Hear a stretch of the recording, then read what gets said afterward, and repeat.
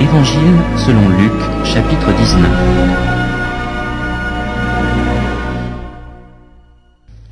Jésus entra dans Jéricho et traversa la ville. Alors, un homme du nom de Zachée, qui était chef des péagers et qui était riche, cherchait à voir qui était Jésus. Mais il ne le pouvait pas à cause de la foule, car il était de petite taille. Il courut en avant et monta sur un sycomore pour le voir, parce qu'il devait passer par là. Lorsque Jésus fut arrivé à cet endroit, il leva les yeux et lui dit « Zachée, hâte-toi de descendre, car il faut que je demeure aujourd'hui dans ta maison. » Zachée se hâta de descendre et le reçut avec joie.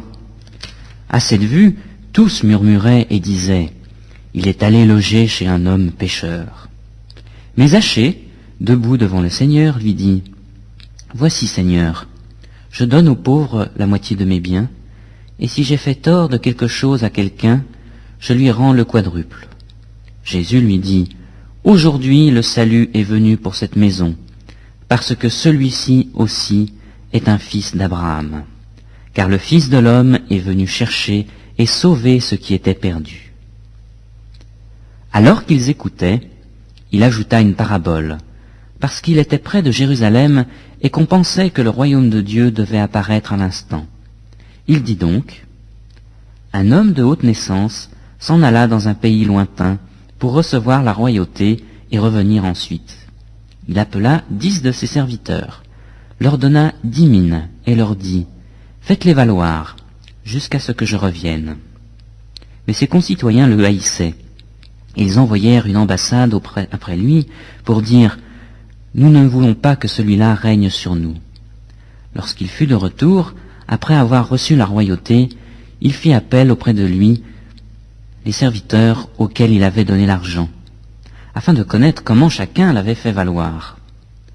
Le premier vint et dit « Seigneur, ta mine a rapporté 10 mines. » Il lui dit « C'est bien, bon serviteur, parce que tu as été fidèle en peu de choses, reçois le gouvernement de 10 villes. » Le second vint et dit « Seigneur, ta mine a produit 5 mines. » Il lui dit « Toi aussi, sois établi sur 5 villes. » Un autre vint et dit « Seigneur, voici ta mine que j'ai gardée dans un linge, car j'avais peur de toi, parce que tu es un homme sévère. Tu prends ce que tu n'as pas déposé, et tu moissonnes ce que tu n'as pas semé. » Il lui dit « Je te jugerai sur tes paroles, mauvais serviteur.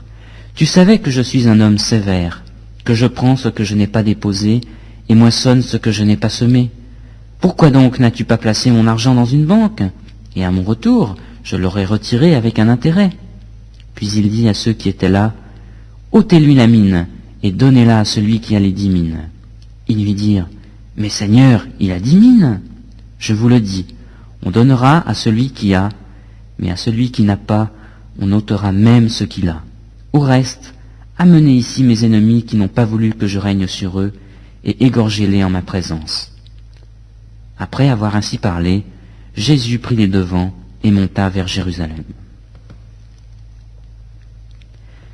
Lorsqu'il approcha de Bethphagée et de Béthanie, vers le mont appelé mont des Oliviers, Jésus envoya 2 de ses disciples en disant « Allez au village qui est en face. Quand vous y serez rentrés, vous trouverez un ânon attaché sur lequel aucun homme ne s'est jamais assis. Détachez-le et amenez-le.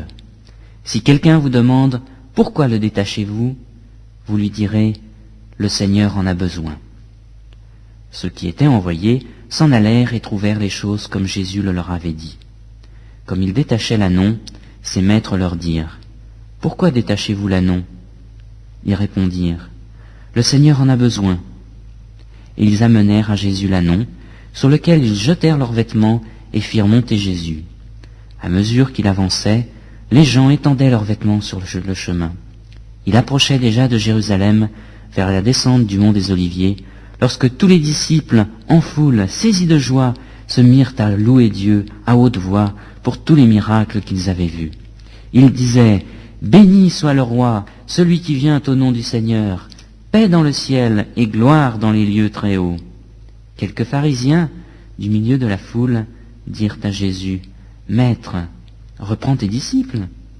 Il répondit, je vous le dis, s'ils se taisent, les pierres crieront.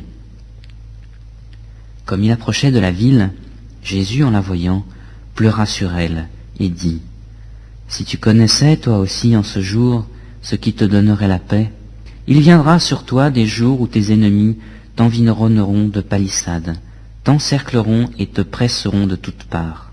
Ils t'écraseront, toi et tes enfants au milieu de toi, et ne laisseront pas en toi pierre sur pierre, parce que tu n'as pas connu le temps où tu as été visité. Il entra dans le temple et se mit à chasser les marchands, en leur disant, il est écrit, ma maison sera une maison de prière, mais vous, vous en avez fait une caverne de voleurs. Il enseignait tous les jours dans le temple. Et les principaux sacrificateurs, les scribes et les chefs du peuple cherchaient à le faire périr. Mais ils ne savaient pas comment faire, car tout le peuple était suspendu à ses lèvres.